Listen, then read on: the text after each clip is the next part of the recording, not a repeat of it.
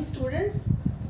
मैं डॉक्टर पूनम गगनेचा आज अपने बीएड का जो आगे चल रहा था अपना प्रोसेस शिक्षा नीति, जैसे अपने पहले मुदालियर शिक्षा आयोग किया, फिर कोठारी शिक्षा आयोग किया, आज उसी के तहत हम आगे लेके राष्ट्रीय शिक्षा नीति नेशनल एजुकेशन प्रोग्राम 1986 के बारे में बात करेंगे। नेशनल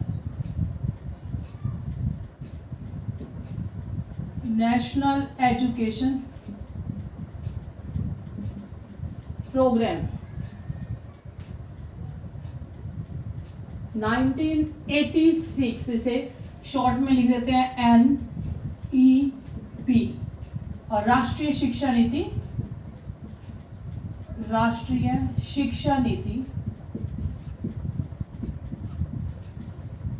1986।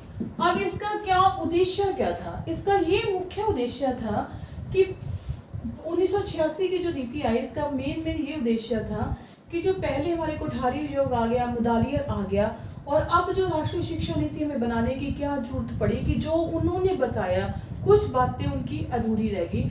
और अब ये उद्देश्य था मेन कि भारत के हर नागरिक को, प्रत्येक नागरिक को, प्रत्येक बच्चे को शिक्षा से वंचित न रखा जाए और उनके भी शिक्षा का संपूर्ण सुधार किया जाए। इसकी शिक्षा नीति के जो उद्देश्य था,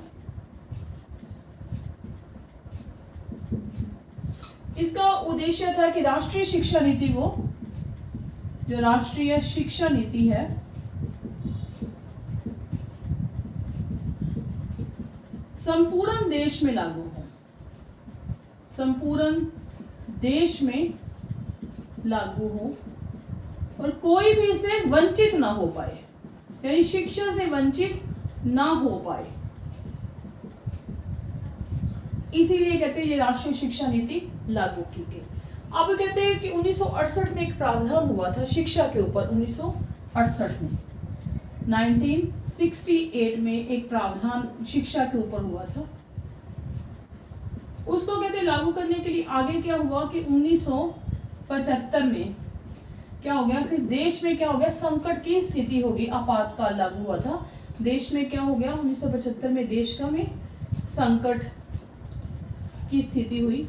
और जब स्वाभाविक है कि जब एक बार देश में कोई संकट आता है और दोबारा जो चुनाव होते हैं तो एक पार्टी को छोड़कर लोग दूसरी पार्टी में चले जाते हैं। तब 1975 में इंदिरा गांधी का राज था। और उसके बाद क्या हुआ कि 1977 में जब चुनाव हुए तो 1977 में चुनाव होने के बाद मोरारजी देसाई जनता पार्टी की सरकार बन गई। जनता पार्टी की सरकार से जो इनके मुख्य आए थे मोरारजी देसाई,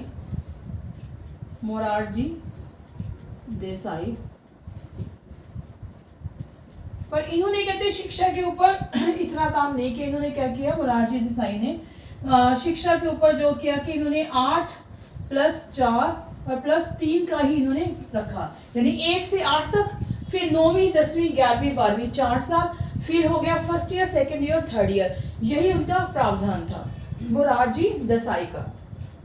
उसके बाद क्या हुआ कि 1979 को जो इनकी सरकार थी मोरारजी देसाई की सरकार, वो क्या हो गया, गिर गई। मोरारजी की सरकार 1979 को ये गिर गई। और पुणे चुनाव हुए 1980 में, और इंदिरा गांधी की जो सरकार थी वो कांग्रेस वो फिर आई। और 1984 में जैसे आपको सबको पता है कि श्रीमती इंदिरा गांधी स्वर्ग सिधार गए। और उसके बाद 1985 में राजीव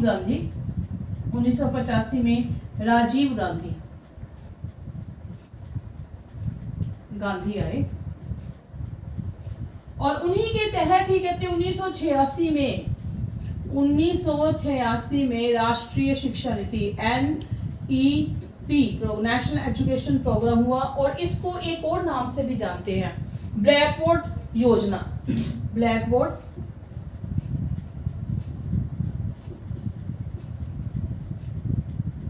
प्लानिंग या योजना भी कह सकते हैं हम। यानी उद्देश्य इसका था कि राष्ट्रीय शिक्षा नीति जो है संपूर्ण देश में लागू हो और कोई भी बच्चा इससे वंचित ना हो पाए।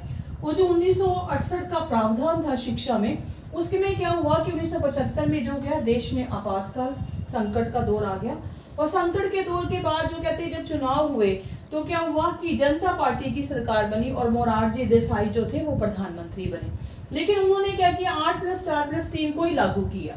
और ये कहते हैं फिर इनकी जो शिक्षा के ऊपर जो नीतियां दी वो कोई अच्छी नीतियां नहीं थी और इनकी सरकार 2 साल के अंदर ही गिर गई, यानी 1979 को ये जो सरकार थी वो गिर गई। दोबारा चुनाव हुए तो कांग्रेस की सरकार आई श्रीमती इंदिरा गांधी के नेतृत्व में। और 1984 में 1984 में जब इंदिरा गांधी की मृत्यु हो गई तो उन्हीं के पुत्र राजीव गांधी 1985 में सरकार पर आए और उन्हीं के तहत जो 1986 की नीति को राजीव गांधी की भी राष्ट्रीय शिक्षा नीति के नाम से भी जाना जाता है। और उन्होंने ब्लैक बोर्ड ऑपरेशन जो बहुत ही मेन था वो दिया इन्होंने। नेक्स्ट अपने आगे करते हैं इसके उद्देश्य और इसकी प्रस्तावना। सबसे पहले इसकी क्या आई, प्रस्तावना। अब राष्ट्रीय शिक्षा नीति की क्या आई, प्रस्तावना। भी कैसे कैसे इसमें काम करने चाहिए, इसकी प्रस्तावना के अंदर इसके क्या काम करने चाहिए। उसके बाद इसके आए दस्तावेज, डॉक्यूमेंट्स क्या है, दस्तावेज। दस्तावेज के अंदर इसके 12 भाग आए। कितने भाग आए, 12 भाग आए। फिर उसके बाद आ गया इसके सुझाव। जो इसके सुझाव थे या फिर कार्य योजना भी कह सकते हैं इसको, कार्य योजना, इसके 24 भाग थे। कितने भाग थे, 24 भाग। फिर इसके आगे मूल तत्व।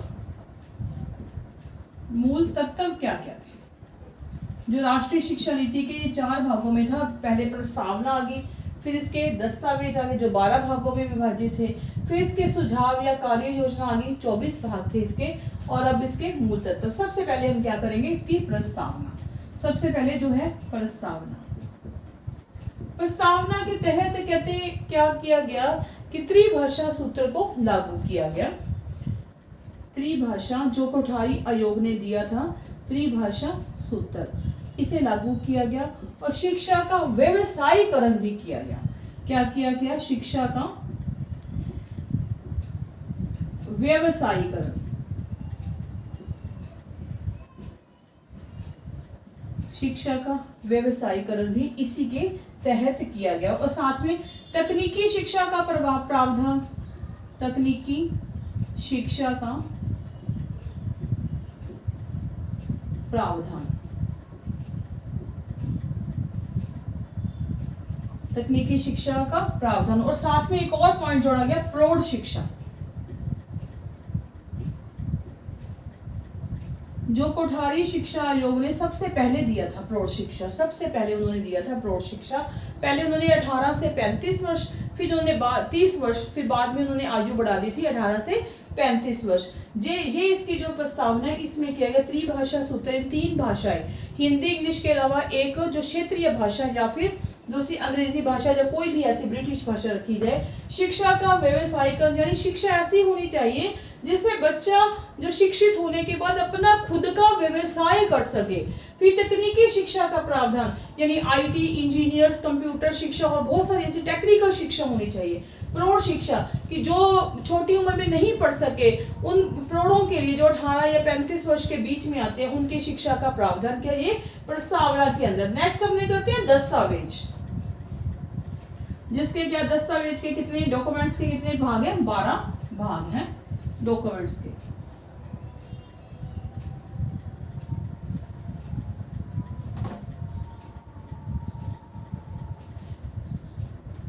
और पहला इसका जो भाग है, पहला फर्स्ट, इसमें लिखा है कि जो वर्तमान शिक्षा है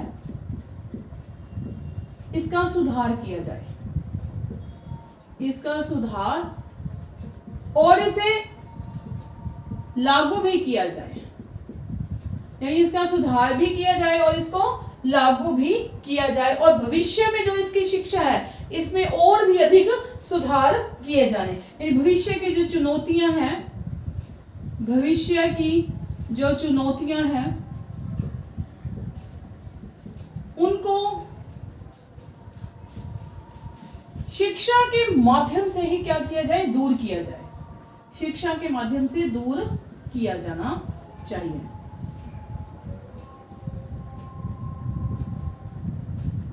नेक्स्ट अपना जो सेकंड पार्ट है इसका,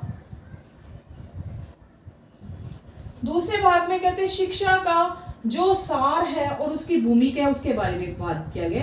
सेकंड में शिक्षा का सार व भूमिका। शिक्षा का सार व भूमिका, इसमें दो भागों में बांट दिया इसको। एक तो आ गया सबके लिए शिक्षा, फर्स्ट है सबके लिए शिक्षा, यानी कोई भी वंचित ना हो, सबके लिए शिक्षा। और दूसरा है लोकतंत्रात्मक प्रणाली पर आधारित शिक्षा, लोकतंत्रात्मक प्रणाली पर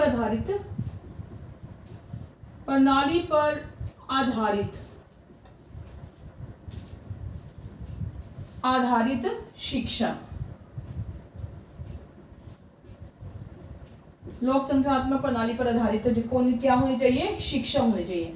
उसके बाद इसका जो तीसरा भाग है, थर्ड भाग, राष्ट्रीय शिक्षा प्रणाली में 10+2 प्रणाली को पूरा किया जाए, यानी NEP के अंदर क्या हुआ 10+2 और +3 जो ये प्रणाली है इसको संपूर्ण और संपूर्ण तौर पे लागू किया जाना चाहिए। 10+2 और 3 को लागू करने चाहिए। जो चौथा भाग है, फोर्थ जो है, फोर्थ क्या कहते हैं, विषमताओं, समानता के लिए शिक्षा, विषमताओं का अंत,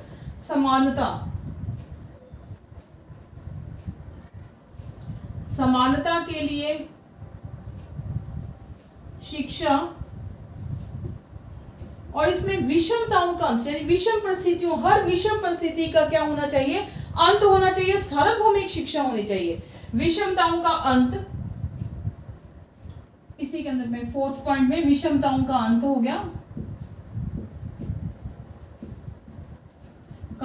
हो गया, और दूसरी बात इन्होंने कहा कि SC ST OBC महिला, दिव्यांग, इन सब लोगों को कहते हैं, और अल्पसंख्यक, इन सब लोगों को कहते हैं शिक्षा की मुख्य धारा से जोड़ना। क्या करना, शिक्षा की मुख्य धारा से जोड़ना, शिक्षा की मुख्य धारा से जोड़ना, इन सभी की बात की गई। जैसे फर्स्ट में तो हो गया वर्तमान शिक्षा और इसका सुधार करना, और इसे लागू भी करना, और भविष्य की चुनौतियों और उनको दूर करना, भविष्य की चुनौतियों को दूर करके शिक्षा को संपूर्ण बनाना।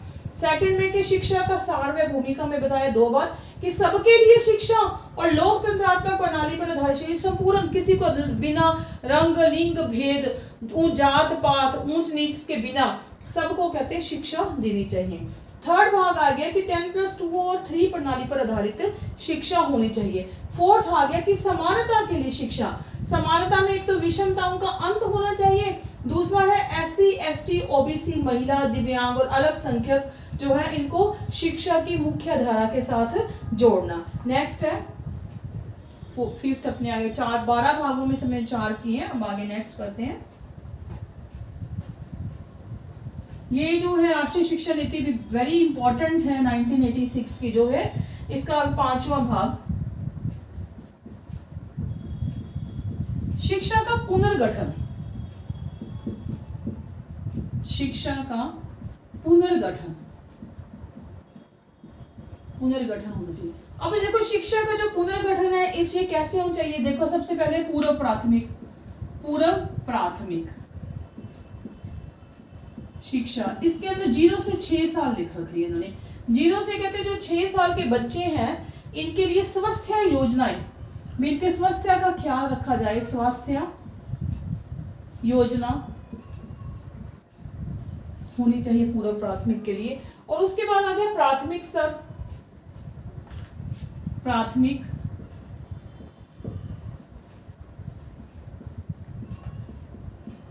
स्तर में इन्होंने कहा कि मातृभाषा में शिक्षा होनी चाहिए,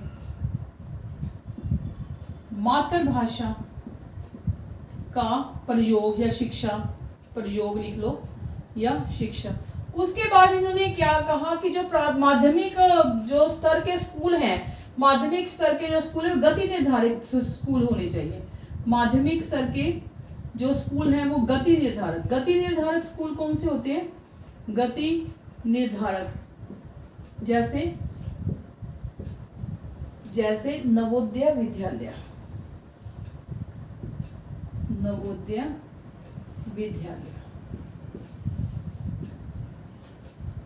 और उच्च स्तर की जहां बात की इन्होंने, उच्च स्तर की 5वें में आ गया। उच्च स्तर में इन्होंने कहा कि खुले विश्वविद्यालय, ओपन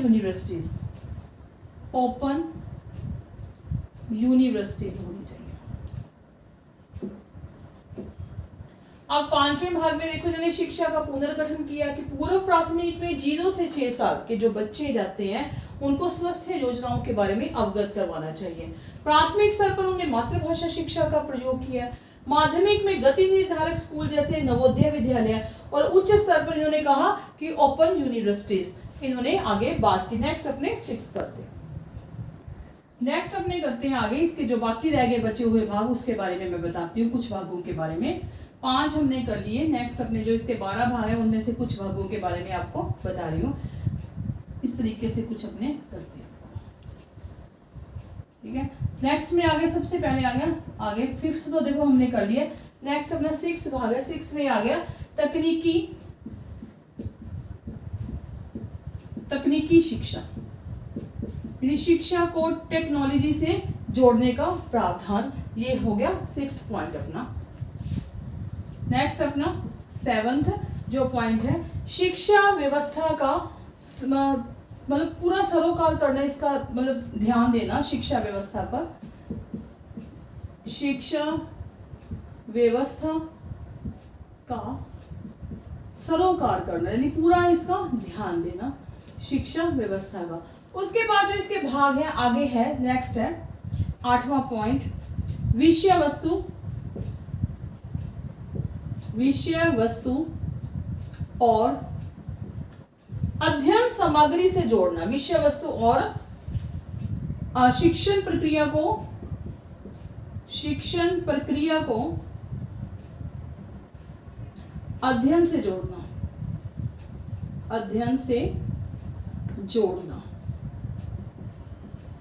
नेक्स्ट इसका जो है 9th पॉइंट है, शिक्षा का प्रावधान के अंदर, शिक्षा का 9 पॉइंट है, शिक्षा का प्रावधान। शिक्षा के प्रावधान पे है कि जो शिक्षा का जो कहते राष्ट्र आय का जो 6% है, राष्ट्र आय का 6% जो है वो शिक्षा पर खर्च होना चाहिए। किस पर? शिक्षा पर खर्च हो। अब कहा आगे है कि इसकी संसाधन और इसकी समीक्षा करना, 10 पॉइंट है। इसकी संसाधन व प्रत्येक 5 वर्ष में कहते जो 5 वर्ष के बाद जो है शिक्षा का जो है इसमें सुधार करना, इसकी जांच करना, इसमें सुधार करना। उसके बाद है शिक्षक का महत्व भी होना चाहिए। 11 है कि शिक्षक का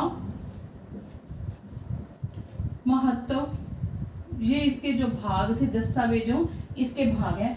उसके बाद आ गया कि शिक्षा को 100% लाना। नेक्स्ट है 12 पॉइंट कि शिक्षा का जो प्रावधान हमने किया है, शिक्षा का जो प्रावधान है उसके अंदर है कि शिक्षा को 100% सबको शिक्षा देना और अनिवार्य रूप से शिक्षा देना। इसी के तहत एक और पॉइंट्स, इसी के सब पॉइंट्स आते हैं कि जो प्राथमिक विद्यालय है ना, जो प्राथमिक विद्यालय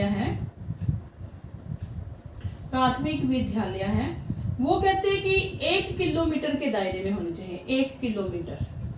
और जो माध्यमिक स्तर के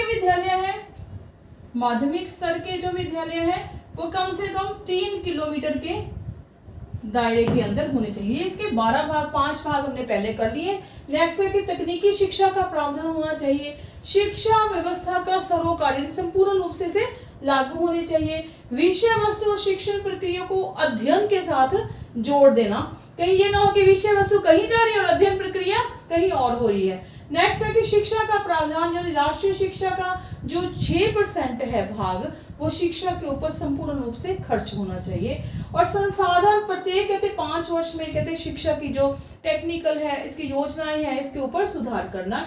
और शिक्षा का प्रावधान में 100% सबको शिक्षा देनी। शिक्षा का महत्व के बारे में आ गया कि प्राथमिक विद्यालय जो 1 किलोमीटर के दायरे में रहेंगे और माध्यमिक स्तर के जो विद्यालय हैं वो 3 किलोमीटर के होंगे। ये 12 जो उसके आपने दस्तावेज से आगे इसके आगे सुझाव या कार्य योजना, किसकी, NEP की कार्य योजना या सुधार।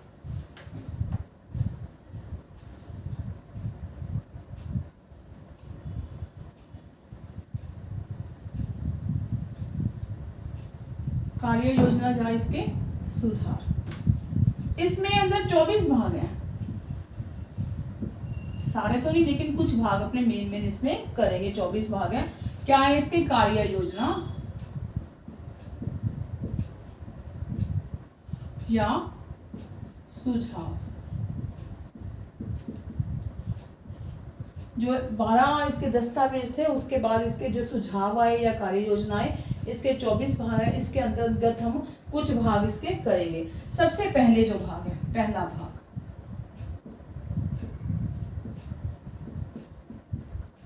ये भाग क्या कहता है कि एकीकृत और बाल विकास योजना, एकीकृत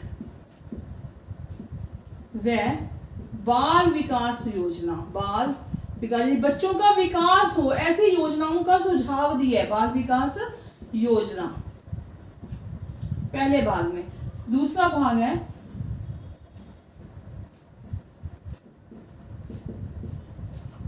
दूसरे भाग में इन्होंने कहा कि जो प्राथमिक विद्यालय है, प्राथमिक स्तर के विद्यालय हैं, वहां पे कहते हैं जो स्त्री जो महिला है, महिला शिक्षक की व्यवस्था करना, महिला शिक्षक की व्यवस्था करना, महिला शिक्षक होने चाहिए। और माध्यमिक स्तर पर दोनों ही, माध्यमिक स्तर पर दोनों ही, यानी महिला और पुरुष दोनों ही होने चाहिए। और इसके तहत इन्होंने एक था ब्लैक बोर्ड योजना भी बताई थी, जो मैंने बात की थी ना पहले भी। 1986 को ब्लैक बोर्ड ऑपरेशन के नाम से भी जाना जाता है, या Rajiv Gandhi blackboard operation. इसके तहत इन्होंने क्या क्या प्रावधान किए। इन्होंने कहा कि 2 कमरों का, कम से कम 2 कमरों का विद्यालय होना चाहिए, कम से कम 2 कमरों का विद्यालय होना चाहिए। उसके बाद हुआ कि शिक्षण सामग्री होनी चाहिए, शिक्षण सामग्री हो। थर्ड है कि फर्नीचर होना चाहिए, क्योंकि फर्नीचर के बिना तो बच्चे बैठेंगे कैसे। उसके बाद हो गया कि खेल का मैदान होना चाहिए, यानी खेल की सामग्री और खेल का मैदान, खेल सामग्री बच्चों के खेलने के लिए। फिफ्थ इसमें आ गया कि पुस्तकालय भी होना चाहिए। ये जो ऑपरेशन ब्लैक बोर्ड में ये इसका मतलब क्या था कि प्राथमिक जो स्कूल है उनकी दशा को सुधारना, प्राथमिक स्कूलों की दशा को सुधारना, दशा को सुधारना। इसका मेन जो था इसको इसमें सुधार करना। ये पहले भाग में एकीकृत में बाल विकास योजना, दूसरा भाग प्राथमिक और में कहते महिला शिक्षक होना चाहिए, माध्यमिक स्तर पर दोनों ही होने चाहिए, महिला और पुरुष। और उसी के अंदर आगे की ब्लैक बोर्ड ऑपरेशन जो 1986 की महान देन है, उसमें क्या है 2 कमरों का विद्यालय होना चाहिए, कम से कम 2 कमरे होने चाहिए। और शिक्षण सामग्री होनी चाहिए, फर्नीचर होना चाहिए, खेल सामग्री होनी चाहिए, पुस्तकालय होना चाहिए। और इसी के अंदर है कि प्राथमिक स्कूलों की दशा को सुधारने के लिए ये सारे काम किए गए। आगे जो पॉइंट्स है वो बताती हूँ। कुछ 2 पॉइंट्स हमने कर लिए, 2 भाग कर लिए, 24 भाग है इनके।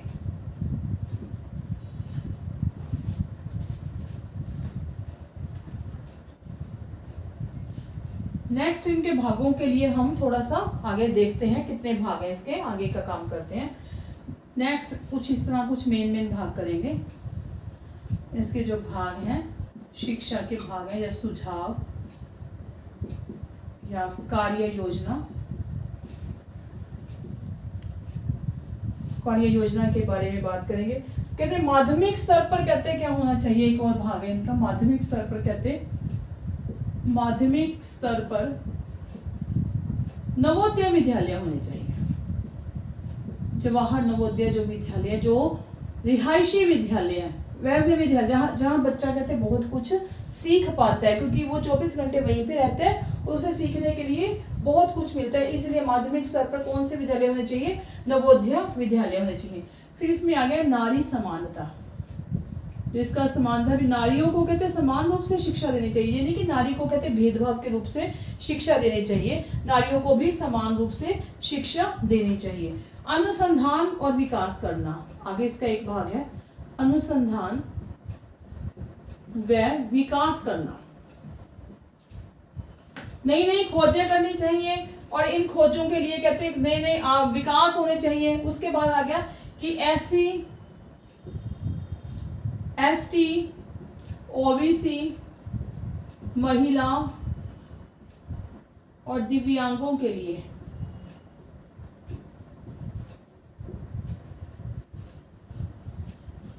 विशेष, कहते हैं इनके लिए विशेष प्रकार की शिक्षा होनी चाहिए, विशेष प्रकार की भी शिक्षा होनी चाहिए। उसके बाद आ गया मुक्त विश्वविद्यालय, खुले विश्वविद्यालय, खुले विश्वविद्यालय। नेक्स्ट आ गया ग्रामीण स्तर पर भी विश्वविद्यालय होने चाहिए, ग्रामीण स्तर पर विश्वविद्यालय।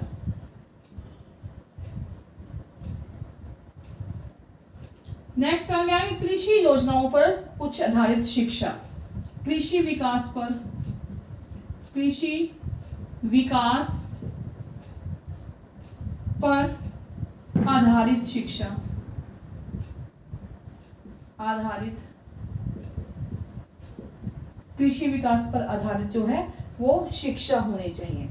और उसके बाद आ गया कि जो उपाधियां हमें मिलती है इनको रोजगार से जोड़ना चाहिए, ना कि इनको मतलब इनके अलावा जो उपाधियों है इसमें भी विलग्नता होनी चाहिए। उपाधियों की विलग्नता, यानी इसे अलग करना चाहिए। ये नहीं कि इसने PhD कर लिया, कुछ भी ऐसी उपाधि आ गई तो उसको वही चीज हुई, इसके अलग से इसको अपने रोजगार के लिए इसको अलग से ही जोड़ना चाहिए। तकनीकी शिक्षा नेक्स्ट है, तकनीकी शिक्षा प्रणाली,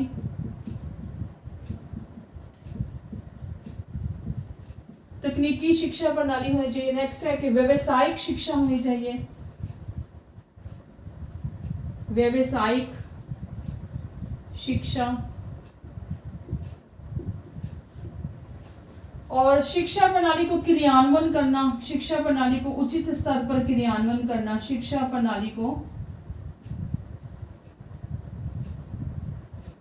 उचित स्तर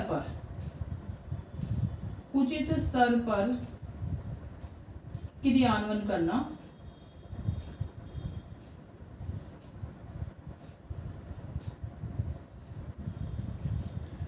ये कुछ इसके पॉइंट्स हैं, जैसे उपाधियों में विलग्नता, मतलब विलंघन होना चाहिए उपाधियों का। तकनीकी शिक्षा प्रणाली, और जैसे कंप्यूटर शिक्षा या IIT और बहुत सारी ऐसी टेक्नोलॉजी की शिक्षा।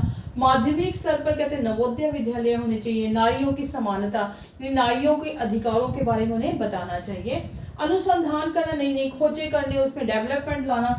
SC ST OBC जो महिलाओं के लिए मतलब दिव्यांगों के लिए जो विशेष प्रकार की शिक्षा निधि उसके बारे में बात करनी।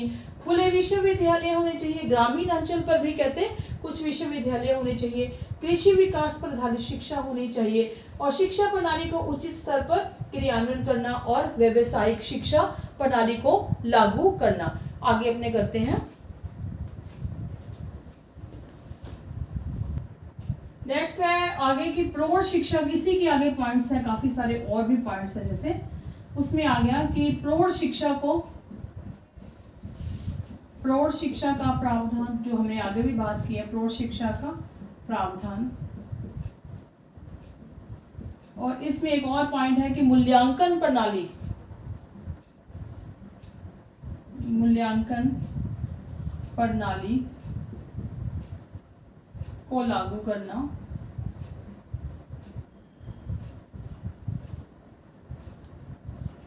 नेक्स्ट इसमें आगे कि नकल जो चल रही है इसको रोकने के कुछ उपाय करना।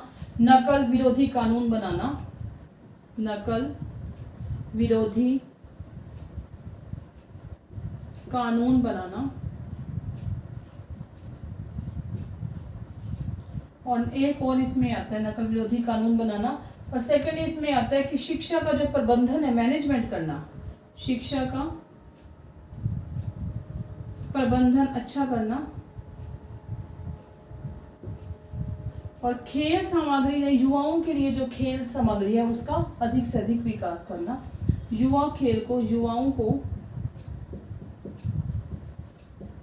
खेल के लिए भी प्रेरित करना, खेल के लिए भी, ये सुझाव थे इसके, के लिए भी प्रेरित करना।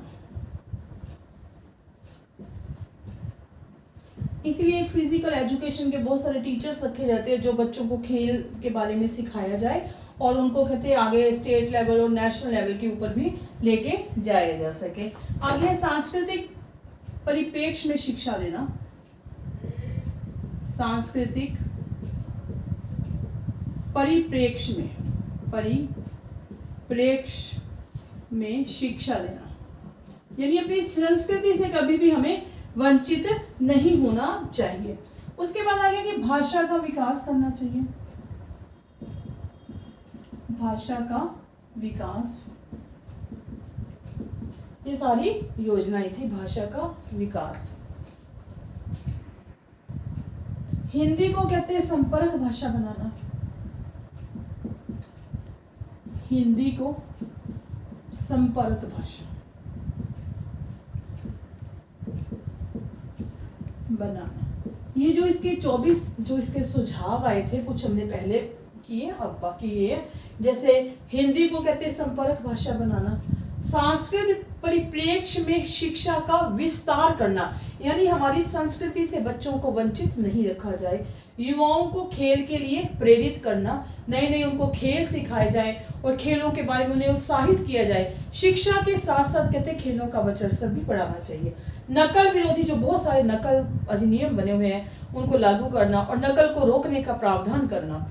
उसके बाद है कि शिक्षा का प्रबंधन भी उचित तरीके से, मैनेजमेंट बहुत अच्छा होना चाहिए शिक्षा का। मूल्यांकन प्रणाली को लागू करना, बिना मूल्यांकन के कहते कोई शिक्षा का जो प्रावधान है वो बढ़िया ढंग से नहीं हो पाता। प्रौढ़ शिक्षा का प्रावधान भी रखना चाहिए। भाषा का कहते जो विकास है वो संपूर्ण तौर पे होना चाहिए। ये इसके जो सुझाव थे, ये 24 क्रियान्वयन थे। नेक्स्ट इसके आते हैं NEP के जो तत्व हैं, मूल तत्व, उसके बारे में चर्चा करते हैं। मूल तत्वों के बारे में, इसके बारे में आगे बताते हैं।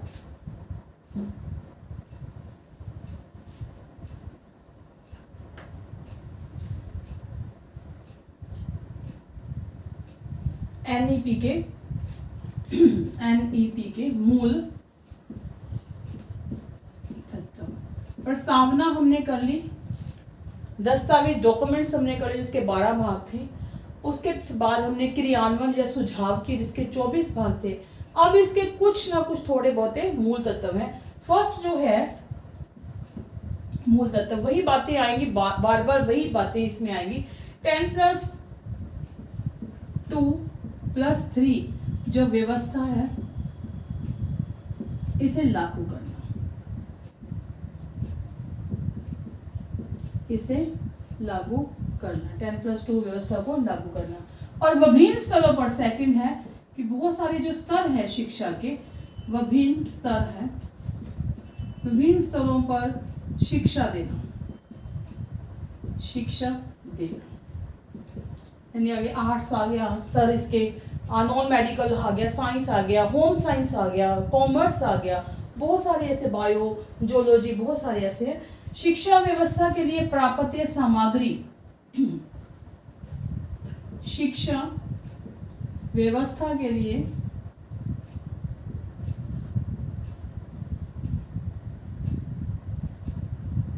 प्राप्य सामग्री।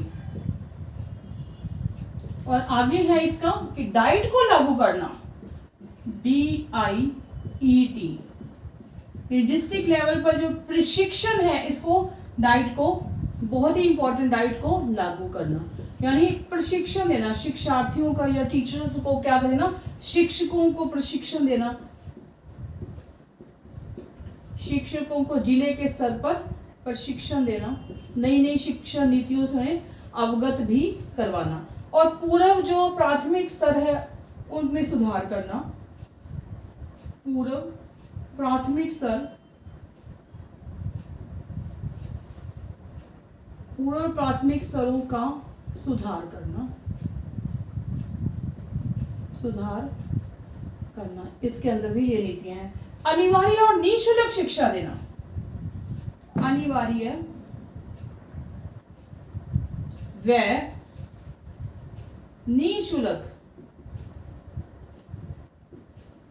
निःशुल्क शिक्षा देना, और प्राथमिक शिक्षा का पुनर्गठन करना, प्राथमिक शिक्षा का पुनर्गठन करना,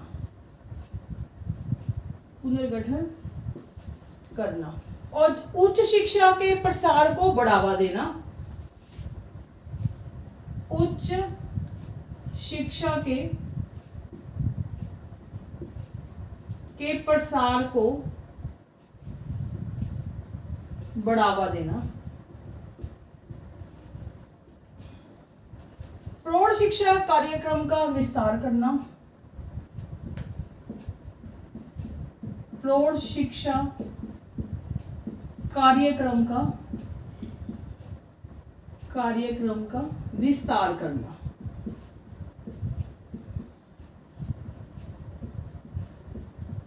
प्रौढ़ शिक्षा कार्यक्रम का क्या करना, बहुत ही ऊंचे स्तर पर विस्तार करना, और परीक्षा प्रणाली में सुधार करना, जो परीक्षाएं हो रही हैं उन प्रणाली में सुधार करना, परीक्षा प्रणाली में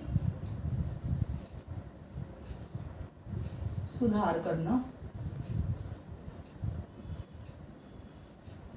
महिला शिक्षा देना, महिला शिक्षा को प्रोत्साहन देना, महिला शिक्षा को क्या करना, महिला शिक्षा को प्रोत्साहन देना, यानी बढ़ाना, उनको प्रोत्साहन देना,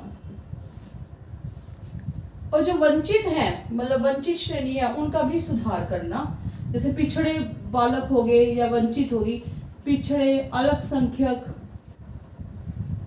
अल्पसंख्यक, इनका सुधार करना। ये बहुत सारे जो इसके तत्व हैं, मूल तत्व निकल कर सामने आ रहे हैं 12-13, जैसे +2 +3 व्यवस्था को लागू करना, विभिन्न स्तरों पर क्या देना, शिक्षा देना, और शिक्षा व्यवस्था के लिए प्राप्य सामग्री का चयन करना, डाइट को लागू करना, ये विशेष तौर पे कि शिक्षकों को प्रशिक्षण देना, और पूर्व प्राथमिक स्तर पर सुधार करना, अनिवार्य में निःशुल्क शिक्षा देना, प्राथमिक शिक्षा का क्या करना, पुनर्गठन करना, और शिक्षा के प्रसार को बढ़ावा देना, और परीक्षा प्रणाली में जो आजकल की परीक्षा प्रणाली है इसमें बहुत हद तक सुधार करना, पिछड़े और अल्पसंख्यक में इनका सुधार करना, महिला शिक्षा को प्रोत्साहन करना, और प्रौढ़ शिक्षा जो कार्यक्रम है इसका विस्तार करना। स्टूडेंट्स, आई थिंक जो NEP 1986 की है, जिसे ऑपरेशन ब्लैक बोर्ड नीति भी कहा जाता है, और इसके बारे में आज हमने चर्चा की। नेक्स्ट अपने नेक्स्ट टॉपिक में करेंगे।